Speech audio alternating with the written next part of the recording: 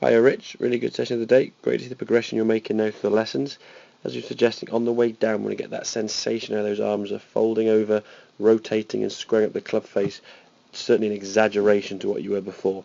The sensation will be now as the golf ball is going to fly a long way to the left, just in comparison to where the golf ball previously, because the club face was coming in open from a little bit steep, flying off to the right. That's what felt to you the correct movement. So when we over exaggerate that to the left, it's going to start getting that club face coming back more square towards target. As we said, the club being a little bit short is going to give us that sensation of standing a little bit too close to the golf ball. So we can see in both these images now you're a little bit close to the hands there with the legs. If we actually look at the swing, as we did discuss, these clubs can still work for you, no problem.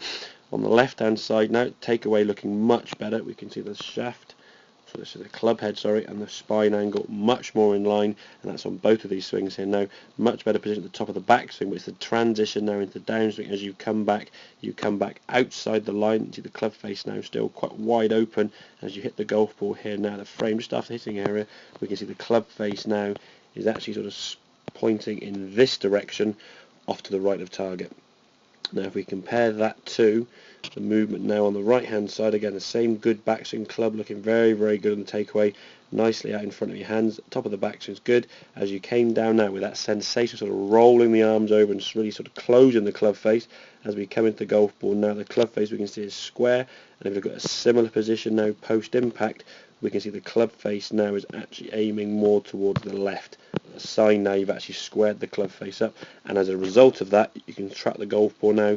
It's swinging over towards the sort of 100 sign there, going a bit left in the air with a bit of a draw. Now what will happen in time with a bit of practice, once you start seeing a golf ball swing now and move to the left, we can then adjust the path back more towards target line, so your golf balls will be doing more of this as opposed to where they were going off to the right. The reasons why you swung to the left was pure and simply because the club face was open, your golf ball was generally going off to the right, and as a result of that you had to try and do something to stop that, and in your case you just swung the club way left. Now we're squaring the club face up and the golf ball will start going left. You'll be able to change the path of the golf club, get that ball flying straighter and obviously a whole lot further.